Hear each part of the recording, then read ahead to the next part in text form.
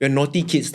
All we wanted was egg. So let's just steal. So we wore double pants and we put that egg on the inner pocket. But it didn't grow, bro. So we just decided to take the egg and just throw it out the window in our apartment.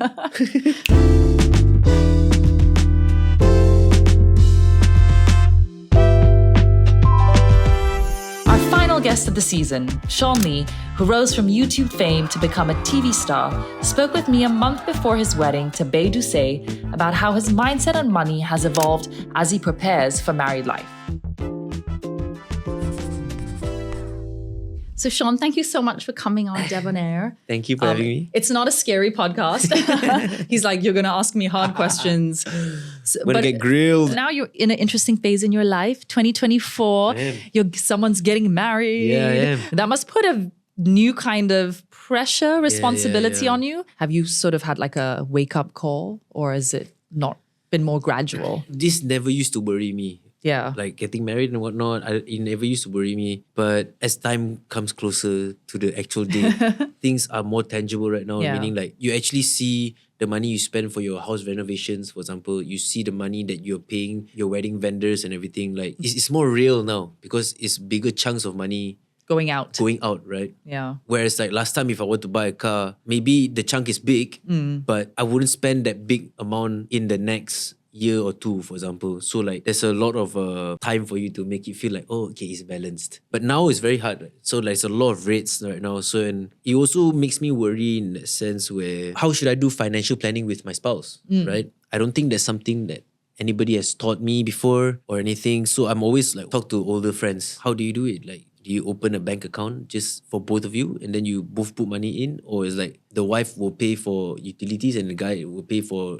education for your kids? Or like how do you... Have you guys spoken about it? Kind of. I think the best way to go about it is maybe start a bank account together. Let's call it the house fund, right? So every month you will contribute some money into the house fund. Yeah. It can be an equal amount. It could be slightly more for the man. Depends on your income level. Whichever makes both of you comfortable. Yes. Anything house related that you want to spend, I think it goes into your furniture, it goes into everything in the house. Your groceries and everything. That's where the money will come from. You will use that money in your house fund. Yeah. So yeah, I think that's the best way to go about it. I don't know, what do you think?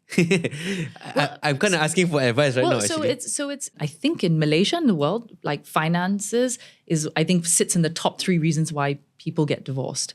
Money. Money related issues, right? So, or even if it doesn't lead to like breakup of a marriage, it actually plays a big role in relationships, right? Because when things are good, life is good, right? It's when things become, when there's a problem, when there's someone loses their job or something like that, then you kind of see everything like, whoa, everything breaks down, right? And then it's a lot of blame game that takes place. So, I mean, just from hearing you, right? It's being on the right track of being able to actually have open, honest conversation about money. Like being open about incomes, being open about the joint bank account, who pays for what, how do we plan holidays? Do we have any big purchases this year? Like even setting goals. Where do we want to be in 5 years? What's our vision for our lives together, right? I think being able to actually have very open, non-judgmental discussion about it and actually understanding, like, what do we like? I've always said these things, like, it's important to be able to save money and invest it, donate it. You get when you give. So I've always been a big believer in that. And then, of course, spending it, right? It's important to enjoy your hard-earned money and to enjoy that together as a couple as well. So what does your fiancée say about things? I think both of us are quite new in this, in terms of learning this finance. Because she also comes from a similar field with you, right? Like freelance, like also similar with how and when she earns her own income, right? Yeah. So I think that's where the difficult part comes in because like she's younger than me, right? So 4 years younger than me. So now only 2 years ago, a year ago maybe, she started paying like tax. For example. So I think that's where a lot of times when somebody needs to pay tax, a turning point in their life for their the financial part of their life. Like I think that's a really big turning point for everyone actually. And it's like I'm an adult now. Yeah, officially you are an adult now because you are paying citizen. Yeah. So you have to pay tax, So like that's where we are kind of at right now for both of us, where we are kind of learning a little bit more. But I just have a few more years ahead of her in terms of investment. That's about it. But we are still both kind of learning also like how we want to, what's the best way to manage your finance in the future, individually or even as a couple. I think my question is sometimes how do we decide what is the ratio from your salary that should goes into savings, and also money that you will set aside for your kids if you are planning to have kids, right? But and that comes, I think, down to that initial conversation, right? So really understanding, like, where do you sit on this? Like, every question you just asked me, what would you say? How would you answer it? And then how would your fiance answer it? And both being honest, right? And I find that often it's confronting conversations, because these are questions that people have never really thought about before, because until today, you really only had to think about yourself. It was really, what do I want to do with my money? And now it's, what do we do with our money? Like everything becomes our. So it is a very big shift. And I think you forget, like, you'll still make decisions which are a little bit, what am I going to do? Right? Which is okay.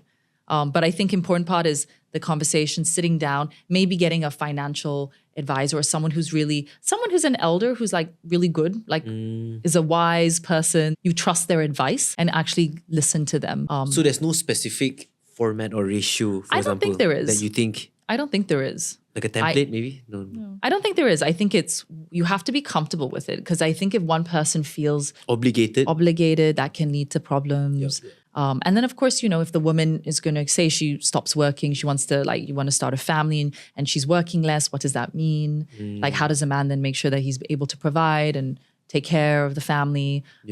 Sometimes the burden is put on the guy, and we live in a world today where it's so expensive, Things cost so much, and especially Malaysia, so many households are dual income households. Gone are the days where the wife sits at home and jaga anak, and then you can, okay, I'm going to go work. Homes can't survive on this anymore. It's too expensive. So you have a situation now where the woman has to work. And so when the woman does work, what happens then? Like, that changes the dynamics in the family. Also situations where, what happens if the woman earns more than the man? Like, would you feel comfortable if your fiance earned more than you? Be honest. Okay, let's be real honest right here, right? I don't feel inferior or anything. Like, I think it's a blessing, dude. I don't mind being a house husband, I don't mind just taking care of the kids. If you want me to be a soccer dad, you want me to be a perfect dad who's doesn't mean you can't work, lah. there You can waiting still for work. you. I mean, I can still work, right, to make an income. But let's say if she decides to wear the pants in the family, hey, by all means, though, like, take this pants, like. Yeah, but then what happens if you go and you have coffee with your friends and they're like, what? Your wife's earning? What do you mean you're just sitting here? You have no job? What happens if they're like, No, really, I think you can. I'm okay. You could handle it. I can handle it. I think I'm strong enough. That's good. It's good to hear that, because I hope it's changing, right? Because two things for me as a woman, it's like, of course you like to be taken care of, right? By your partner. But at the same time, do I want to have this crazy pressure on him that no matter what, you have to, like, that's also really unfair. And you don't want guys to go through that as well, that struggle. But on the same time, you want women to be able to feel like they're independent enough, or they can do it. Yeah, they're ambitious. They can do whatever they want as well, and then still get supported by the partner, lah. For me, I know, the ideal thing is for me to just sit home and just take care of the kids, right? Would you like that? I would love that, actually, but I think it's a balance. Imagine you've been doing it for 10 years, right? You just sit home, take care of your kids or whatever, right? It has to mean more than just that. It has to be more than just, I'm just staying home and doing nothing, right? Like, for example, females, you guys get maternity leave. When you give birth. The men should also have it. Because, a lot more. The men won't only just take care of the kid, right? They will take care of the kid and the wife. And I think as the guy, susah sikit lah, and if you're in that position, so you need to have more time. But I kind of have a plan to go about this. So the only solution is to maintain a dual income household, which allows you to stay home. Yes. So the only thing will change is what job you're doing je. Yeah. I can't be acting and like still going out there smooth for like months and everything, and then I'll miss out the time here at home, right? I think the trick is to find how you want to make this money, right? How you want to switch up your lifestyle that will suit your ideal, how you and your wife want to live your life in your house, and how you guys want to enjoy life based on your schedules. I think you have to find a way and adjust your expectations accordingly. And I think that's where I am in my life right now, trying to adjust accordingly. Like, I know for a fact that I love acting, but I know acting takes up a lot of time. Business-wise, it doesn't equate lah. For me, it's a lot of that kind of thinking and adjusting right now. Like, you don't want it to be your main source of income. The reality is here right now, right? Like, I'm living here right now and this is what I want. And acting is not giving me that thing that I need to fill my need, right? So I need to adjust. Yeah. But so were you a YouTuber turned actor? So yes. And that was the accidental part, or was acting always the main gig? you were aiming for? I've always wanted to do acting. I've done acting in church growing up. Making content online was something that I stumbled upon when I was in college. It was a new thing to me, right? Because my purpose of studying my diploma was to act. To learn acting, and that's what I wanted to do. But then I discovered like the beauty of film in a way, like editing and shooting, and that's why I started making content as well with that. So you chose acting, you went to performing arts school, Yes. you wanted to be an actor, but the reality is the industry in Malaysia it's hard and I don't know, it doesn't seem very big. Yep. Like you do get paid a lot, can it be very grueling? What kind of career will you have as an actor? I think the biggest conception I had when growing up or entering the industry was, obviously we grew up watching Hollywood movies and stuff. So we equate our industry here to Hollywood's industry. But then when I started actually acting, and I thought it was just one film industry in Malaysia. But it turns out it wasn't like that. It was like very segregated. There's the Malay industry, there's the Chinese industry, and then there's the small English-speaking industry. And then that made me realize like, oh my gosh, when I started out acting, I mainly used English. But then when I started acting for TV, I had to use Malay. So that's when I started brushing up my Malay-speaking skills. I didn't know it was like this, and it was kind of a shock to me lah. Yang macam, even when I was starting out, people always say to me like, hey Sean, you smart ah, you know how to make money semua, you go to the Malay industry. But I'm like, They thought it was a strategy. yeah, but actually it was not really a strategy. It was just something that I came upon, and I would say I was blessed lah. Yeah. In my journey, whatever I was doing has led me to this point. Yeah, I didn't really plan for it, so sometimes I don't know how to answer when they ask me like, oh, how do you do it, Sean? You know, so I'm like, I don't really know, man. I guess just put your faith in God and just. Do you remember your first acting gig? Like, what would you consider to be My first acting like gig? this is a proper acting job? Like, I feel like I'm here. I've arrived. I think there's 2 points in my life where I can feel like that, depending on how we define it, right? The first ever short film that I was a part of, I already felt like that. Although it's like a small YouTube video, but it made me feel like, oh my God, I'm acting, you know what I mean? Like, hey, this is it, I'm going to give my best and do my acting things and whatnot. No, I've already felt that. I think it's maybe like you said, the love that we feel for that art. I felt maybe it was my calling, that's why I felt like that. During my first Malay drama, I think that was when it became a bit real to me, because I was called in for auditions. Funny thing is the audition was just to make sure that I can speak Malay. Because it's a Malay drama, He's right? like, this Chinese boy gonna be like, his Malay's teruk. Yeah, is he gonna be pelat or whatever? And so we have to really test him out to see whether he can speak Malay or not. So I'm like, okay, it was okay. It was okay. It was acceptable to a I point can see where you're slightly squirming as you talk about it. because if I listen back to it now, I'm You're like, oh my goodness. man, this guy just learned Bahasa last week. You know what I mean? Like that experience actually kind of made me realize that since I'm put here in the Malay industry, why don't I just go for it and continue, because I'm already here again. So that's where I started. Did you think, I mean, I know when we're young, we're youthful, we're thinking about what we want to do in life. Did they speak to you about this when you were saying, Mum, Dad, I'm going to go to performing arts school because I want to be an actor? Most parents would be freaked out. No, they will say no. Right. Did your parents say no? Initially, when I told my parents I want to do acting, obviously they say no. I think every Asian household is the same because it's not sustainable, right? Yeah. Right? They will say, get a real job, Sean. How are you going to take care of your family? Be a What doctor, is this? be a lawyer, be something, you know, like you want to be an actor, you know, like.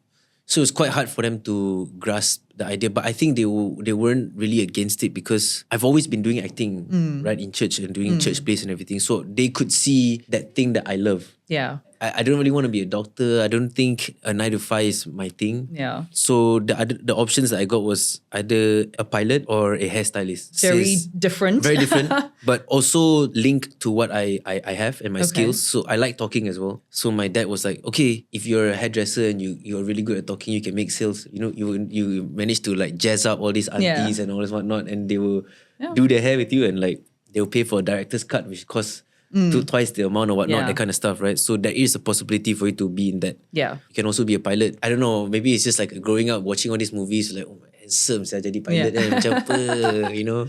But at the time was quite tough. I read up requirements before and said like, oh, you need to be a certain height or whatnot. Right. And I wouldn't say I'm like the shortest or even the tallest. I'm okay, I'm average. Yeah. But I was just nervous that I might not make the cut for it. Long story short, I think when it came down to actually deciding what we want to study for real, I gave my dad 2 brochures. One is for the pilot course and one is for an acting course that I've done extra research on myself, because my dad is that kind of person. If you want to do something, you come prepared. Yeah. You don't come and then like say, hey, help me out. You know, like that's the way it should be. Yeah. So he only take you seriously if you really want it, right? So I think maybe he's seen me doing this research and he can really see that, okay, this guy, he's serious about this. So let's give him a shot. Let's just go for it. Do performing arts, right? So I did that. So I think they were actually supportive, but maybe they needed to see Passion, the effort, the passion. effort on your Like side. you really want this or not, right? Yeah. You really want this or not. And I think that showed my parents. That's why they were okay with me doing. You were serious about it. art Like you were stuff. committed to it. Yeah, but they never really teach me anything about finance boon at that time. It was just a lot like, what do you want to do? Finding your calling lah, in that sense, right? What do you want to do in your life?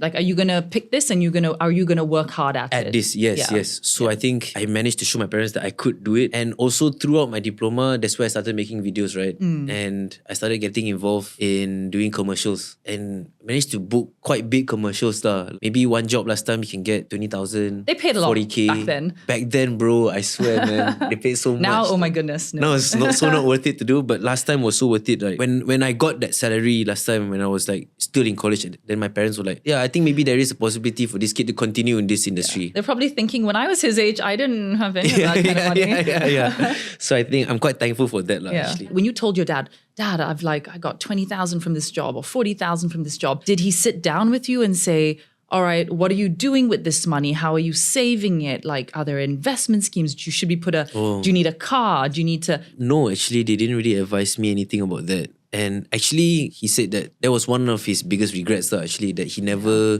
introduced investment to us early. Actually, my first ever job, I got a salary, was working for my dad. He's an event planner. He needed like a MC, but I think it wasn't really a serious job.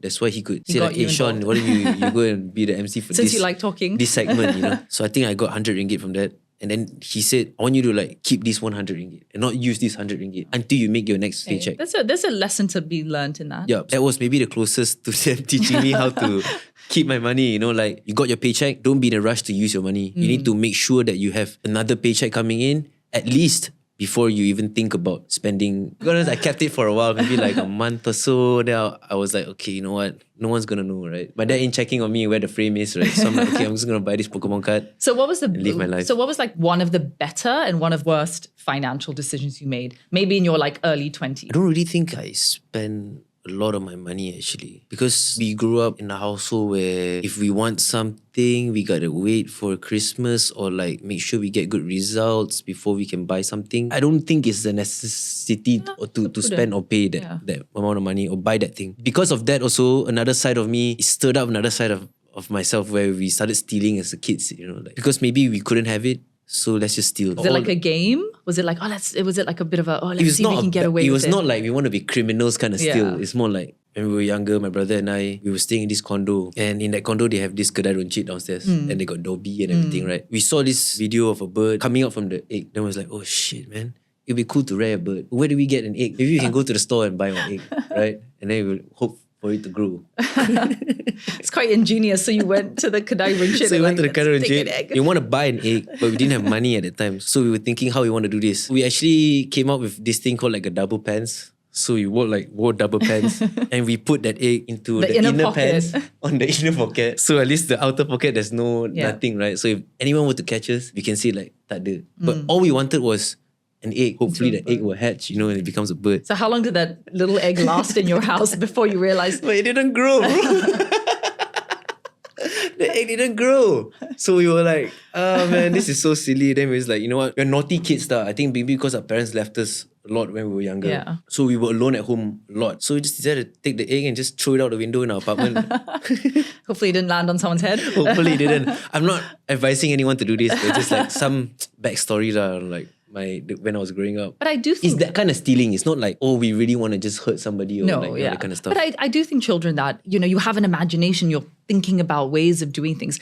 That kind of builds the entrepreneurial spirit. You're always trying and testing different ways of doing things and seeing how far you can push it. Yes. And I think that's the key, if you ask me, one of the key aspects of being a good entrepreneur. I think so too, because throughout my career, I didn't really have time to spend the money. My focus was getting onto the next job, a bigger job or another job that I've never done before. I think that was the main focus. So I never really talked about money. I never think about money for a long time actually. A year, before the pandemic, I think that's when I'm thinking, how do I make more money with money, right? Because we always watch videos online. We see people, how do make money work for you? You know, you don't work for the money, that the money work for you. Exactly. And then my mom just said, like, just to start out, maybe you can do FD. The returns are not much, but at least there's something. So we put like small 20,000 there to see the FD, let it grow. Then I'm like, oh, you know, it's been growing really well. See. Then the next stage was like, they also say like, if you want, you can invest in property and everything, blah, blah, blah. Then I'm like, the model is too much. Yeah. And I think a big chunk of my account will be gone. If I put it into the house, I have to wait for another 5 years or 10 years before I can see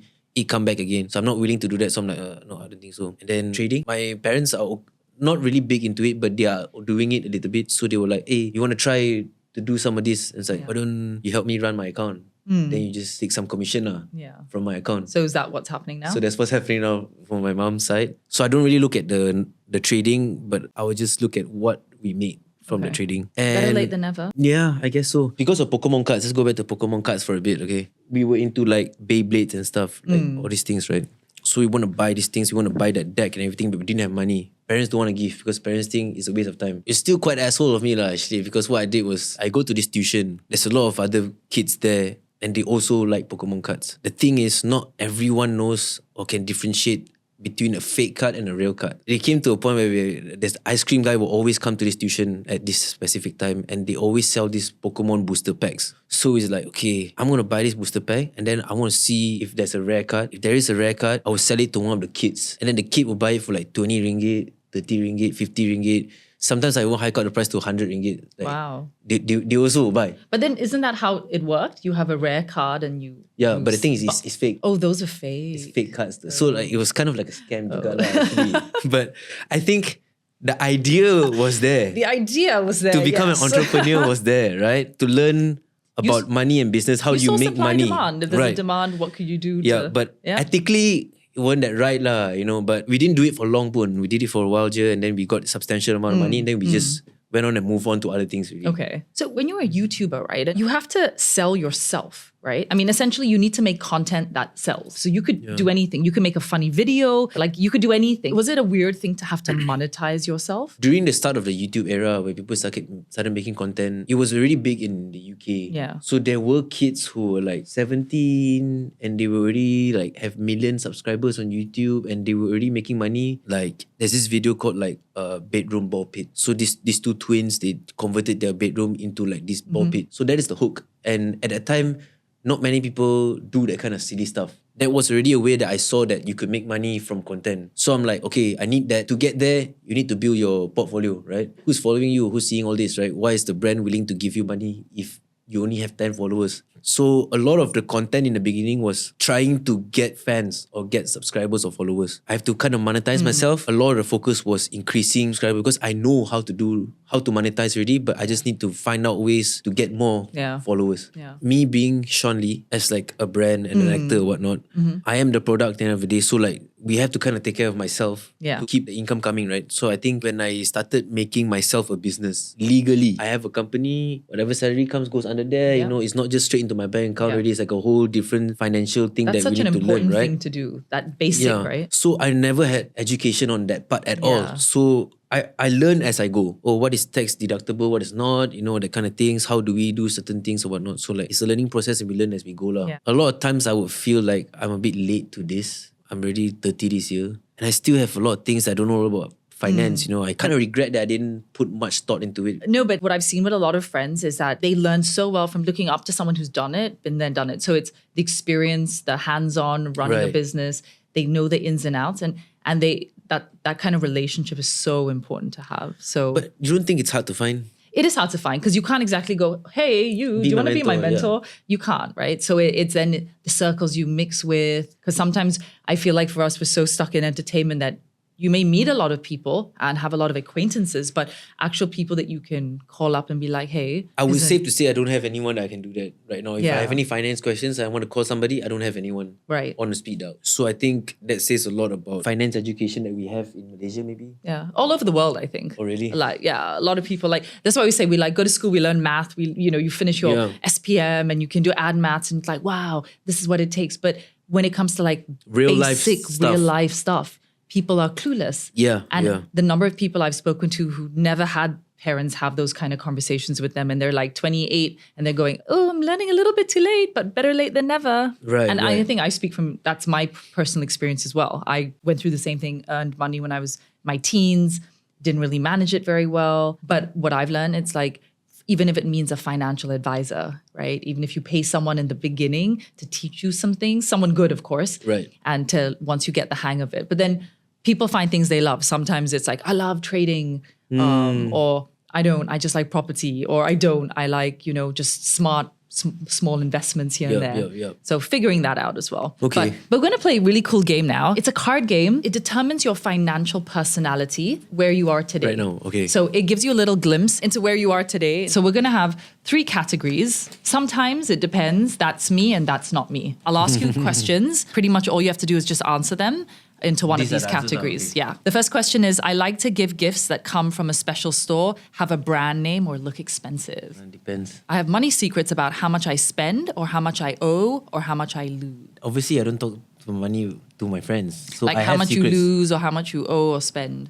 Like if you're in debt, if you owe money, la la la. Yeah, I think I wouldn't tell anyone about it. Yeah, that's me. Ask for a raise, ask for a better deal. Not me, I don't like to negotiate. Can you negotiate, fight for your rights? Okay. No, but there's something I'm working on. So sometimes I do stand up for myself. Kayla, Yeah. we'll give it to you. Okay. I think things will work out, so I don't worry about money. Do you worry about I money? used to not. Okay. But now with like how my life is going, Okay, so now you worry. I am kind of worried that it might run out one day, It seems most people I know are better off than I am. Yeah. Yeah? All the time. You don't feel that?